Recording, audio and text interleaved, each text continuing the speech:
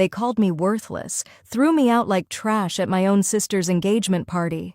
Little did they know, the man texting me wasn't just any guy, he was my secret billionaire husband. And when he walked through those doors, everything changed forever. Before we dive into this incredible story of revenge and hidden wealth, make sure to subscribe and hit that notification bell. Trust me, you won't want to miss what happens next. Now, let me tell you about the night that changed everything. Hi, I'm Claire. And if you saw me on the street, you'd probably think I was just another ordinary woman. I teach 3rd grade at Lincoln Elementary, drive a 10-year-old Honda, and my biggest splurge is my monthly coffee subscription. Nothing about me screams wealth or glamour, especially when you compare me to my sister Marion. Marion is everything I'm not. She's got over 200,000 followers on Instagram, a closet full of designer clothes, and the kind of effortless beauty that makes people stop and stare. She's always been the golden child in our family, the one who could do no wrong. Me? I was the reliable one, the one who chose a safe career, the one who never made waves. Our parents made no secret of their favoritism. When Marion announced her engagement to Christopher, a successful investment banker, they practically threw a parade. The wedding planning consumed our entire family for months. Every conversation revolved around venues, flowers, and guest lists. I tried to be supportive, I really did, but sometimes I felt invisible in my own family. What none of them knew was that I'd been hiding the biggest secret of my life for 2 years. I was married. Not dating, not engaged. Married. To a man named Alexander, who I'd met at a coffee shop near my school. He was sitting alone, typing furiously on his laptop, and when I accidentally bumped into his table, spilling his coffee everywhere, he just laughed and asked if I wanted to grab another cup with him. Alexander was different from any man I'd ever met. He was kind, intelligent, and seemed genuinely interested in my stories about my students. He told me he was a consultant who traveled a lot for work, which explained why he was always jetting off to different cities. We had this whirlwind romance, and 6 months later we eloped to a small courthouse ceremony. It was perfect, intimate, and exactly what we both wanted. The thing is, Alexander insisted we keep our life simple. We lived in a modest apartment, ate at regular restaurants, and never did anything too extravagant. He said he valued normalcy and didn't want material things to complicate our relationship. I respected that about him, even if I sometimes wondered why he seemed so adamant about keeping a low profile. When Marion's engagement party invitation arrived, I felt that familiar knot in my stomach. These family events were always a reminder of how different I was from everyone else. Alexander was supposed to be my date, but he got called away on another business trip at the last minute. I almost used that as an excuse to skip the party entirely, but something made me decide to go anyway. Maybe I wanted to prove to myself that I could hold my own in that world, even without him by my side. The party was at the Grandview Country Club, the kind of place where the parking lot looked like a luxury car showroom. I pulled up in my Honda, feeling more out of place by the second. The women were draped in designer dresses that probably cost more than my monthly salary, and the men wore watches that could have paid for my student loans. I'd chosen a simple white dress from Target, thinking it was elegant enough for the occasion, but the moment I walked into that ballroom, I knew I'd made a mistake. The looks I got weren't just curious, they were judgmental. I could practically hear people whispering about the girl who clearly didn't belong. Marion looked stunning in a rose gold dress that probably cost more than my car. She was surrounded by her future in-laws, including Patricia, Christopher's mother, who had the kind of polished perfection that came from years of wealth and privilege. Patricia's eyes swept over me like I was something unpleasant she'd found on her shoe. "Oh, you must be Marion's sister," Patricia said, her voice dripping with false sweetness. "How quaint. What do you do again, dear?" "I'm an elementary school teacher," I replied, trying to keep my voice steady. The silence that followed was deafening. Patricia's smile became even more forced. "How noble of you. It must be so rewarding to work with children. I'm sure the compensation is adequate for your needs." I felt my cheeks burn. She'd managed to make my career sound like charity work. Before I could respond, Christopher's friends Brandon and Jessica joined our little circle. They were the kind of people who wore their wealth like armor, and they seemed to take pleasure in making me feel small. "So, Claire," Brandon said, swirling his champagne, "Marion tells us you're married. Where's your husband tonight?" "He's away on business," I said, grateful to change the subject. "He travels a lot for work." Jessica raised an eyebrow. "What kind of work?" "He's a consultant," I replied, realizing how vague that sounded. "A consultant," Brandon repeated, smirking. "How mysterious. What kind of consulting?" I felt trapped. Alexander had always been vague about his work, and I'd never pressed him for details. Now I was standing in front of these people, unable to explain what my own husband did for a living. "Business consulting," I said weakly.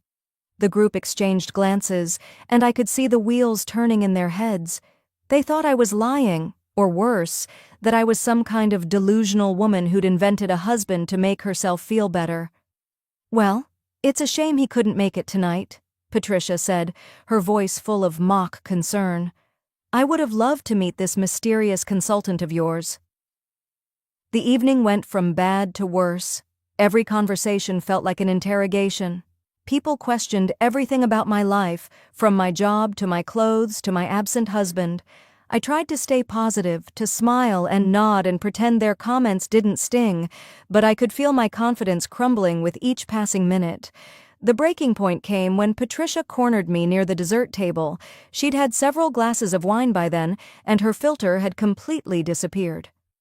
"I have to ask, dear," she said, her voice loud enough for nearby guests to hear. "Are you sure this husband of yours actually exists? Because it seems awfully convenient that he's never around when you need him." The conversation around us stopped. I could feel everyone's eyes on me, waiting for my response. My heart was pounding, and I could feel tears threatening to spill over. "Of course he exists," I said, my voice barely above a whisper. "It's just that you seem so alone," Patricia continued, clearly enjoying herself. "And frankly, I find it hard to believe that any successful businessman would marry someone so ordinary." That's when Marion appeared at my side. For a moment, I thought she was going to defend me, to tell Patricia that she was out of line. Instead, she grabbed my arm and pulled me aside. "Claire, please," she hissed, her voice urgent and embarrassed. "You're making a scene. Can't you see how uncomfortable you're making everyone?" I stared at my sister in disbelief. "I'm making them uncomfortable?" "Yes, you're embarrassing us. Mom and Dad are mortified. Just go home, okay? This isn't your world, and you're only making it worse for yourself." The words hit me like a physical blow. My own sister, the person who was supposed to love me unconditionally, was asking me to leave because I was an embarrassment. I looked around the room and saw my parents nearby, and the shame on their faces confirmed what Marion had said. "Fine," I said, my voice breaking. "I'll go." But as I turned to leave, Patricia wasn't finished with me. "Security!" she called out, her voice carrying across the room. "Could you please escort this woman out? She's clearly not supposed to be here." The humiliation was complete. 2 security guards appeared at my sides, and I was walked out of the party like a criminal. The last thing I heard was the buzz of conversation resuming behind me, probably dissecting every detail of my pathetic existence. I made it to my car before the tears started. I sat in that parking lot sobbing like a child, feeling more alone than I'd ever felt in my life. My phone buzzed with a text from Alexander. "How's the party, beautiful? Missing you."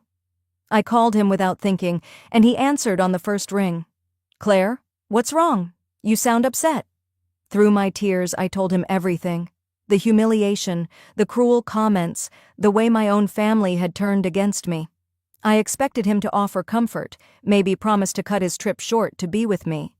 Instead, there was silence.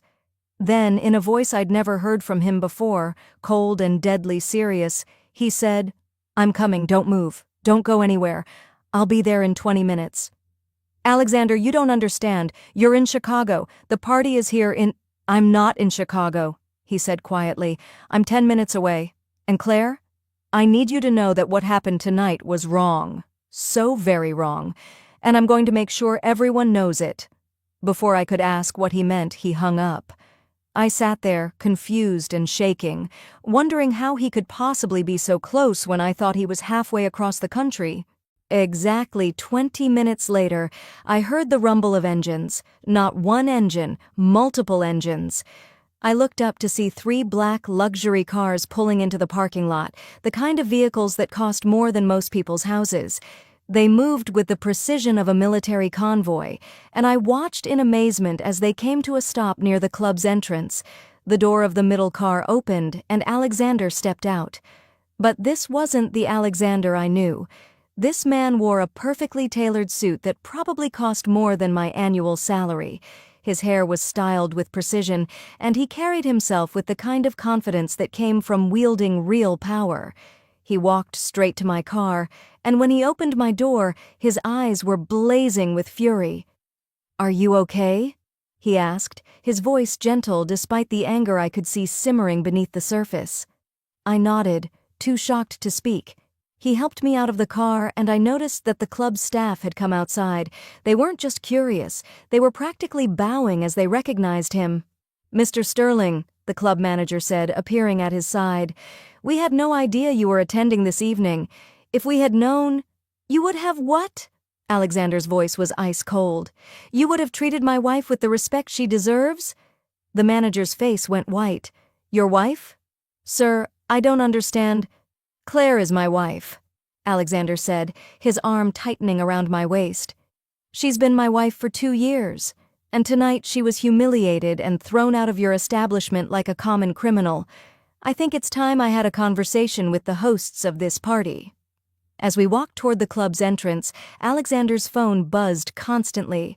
He answered one call, speaking in rapid, clipped sentences about stock prices and acquisitions. Another call seemed to be about a merger. I heard him casually mention figures that made my head spin, hundreds of millions of dollars discussed like pocket change. "Alexander," I whispered as we approached the ballroom. "Who are you?" He stopped walking and turned to face me. "I'm Alexander Sterling.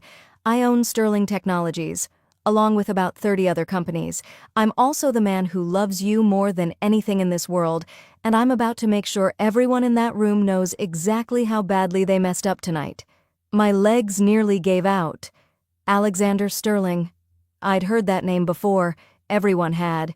He was one of the youngest billionaires in the country, a tech genius who'd built an empire before he was 30.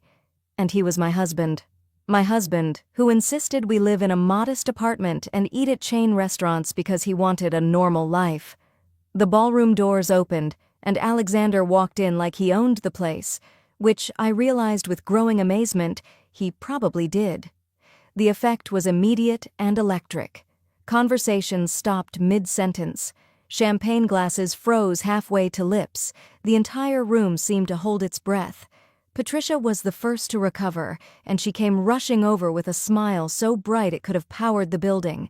"Mr. Sterling, what an incredible surprise! I had no idea you were attending this evening.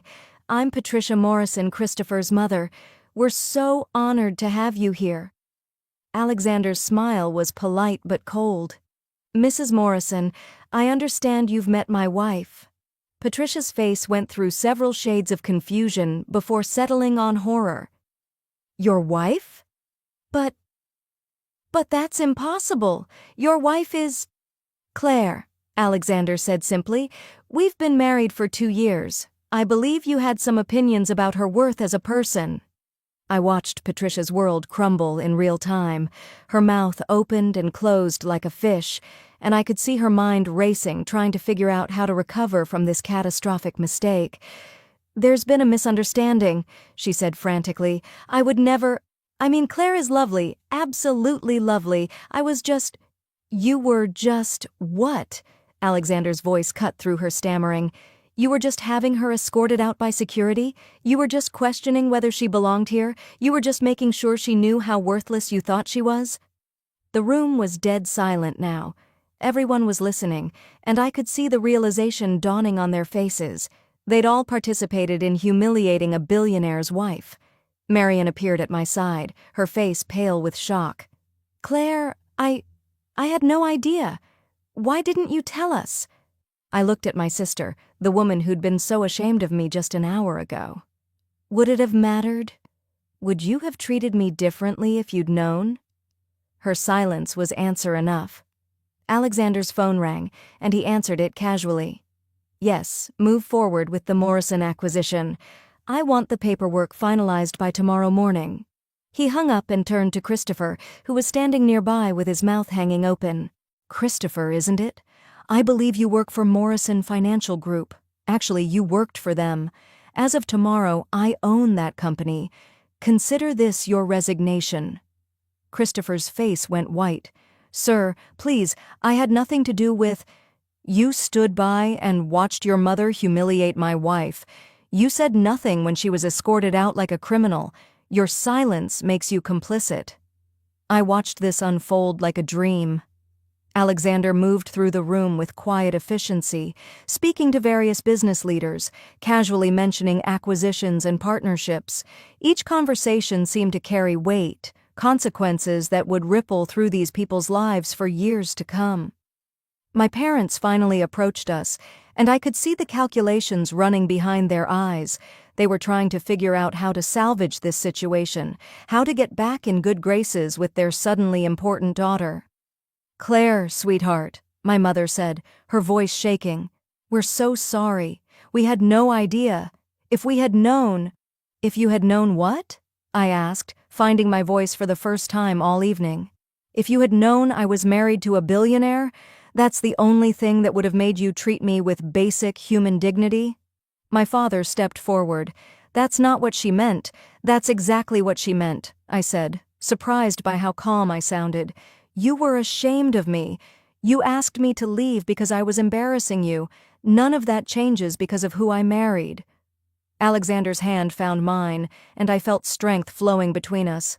"We should go," he said quietly. "I think we've said everything that needs to be said." As we walked toward the door, I could hear the frantic whispers behind us. People were already trying to figure out how to repair the damage they'd done, how to get back in Alexander's good graces. Phone calls were being made, apologies were being planned, but it was too late. The mask had been ripped off, and everyone had seen who these people really were underneath their polished facades. In the car, as we drove away from the club, I finally asked the question that had been burning in my mind. "Why didn't you tell me?" Alexander was quiet for a long moment. "Because I wanted you to love me for who I am, not what I have. When we met, you didn't know about the money, and you fell in love with me anyway. I was terrified that if you knew the truth, everything would change." I understood, but it still hurt. I spent 2 years thinking I wasn't good enough for that world. I let them make me feel small because I thought I was small. "You were never small," he said fiercely. "You're a teacher. You shape young minds every day. You make the world better just by existing. Those people back there? They contribute nothing. They create nothing. They just consume and judge and tear others down to make themselves feel important." I thought about my students, about the thank you cards I kept in my desk drawer, about the way their faces lit up when they finally understood a difficult concept. Alexander was right. I did matter. I always had. "What happens now?" I asked. "Now we go home," he said. "To our real home. And tomorrow, we start fresh. No more secrets, no more hiding. We build the life we want. Together." 3 months later, I was sitting in my classroom when my phone buzzed with a news alert. Patricia Morrison had been arrested for tax evasion. Christopher had been fired from his new job after just 2 weeks. Marian's engagement had been called off, and she'd lost half her social media followers after the story of the engagement party somehow leaked online. I didn't feel satisfaction exactly, just a quiet sense of justice. Actions have consequences, and sometimes those consequences take time to arrive. As for my family, they'd tried to reconcile, of course. Flowers, calls, surprise visits. But some bridges, once burned, can't be rebuilt. I'd learned that love without respect isn't really love at all. Alexander and I moved into a beautiful home, but I kept teaching. I loved my job, loved my students, and I wasn't about to give that up for anyone. We found a balance between his world and mine, between luxury and normalcy, between public life and private happiness. And every morning, when I look in the mirror, I see someone who knows her worth, someone who learned that you don't need other people's approval to be valuable, someone who discovered that sometimes the people who underestimate you are the ones who end up the most surprised. And that's how I went from being thrown out like trash to revealing I was married to a billionaire all along. Sometimes the people who underestimate us get the biggest shock of their lives. What would you have done in my situation? Let me know in the comments below. If you loved this story of ultimate revenge, smash that like button and subscribe for more incredible tales. And remember, never let anyone make you feel less than you are. See you in the next video.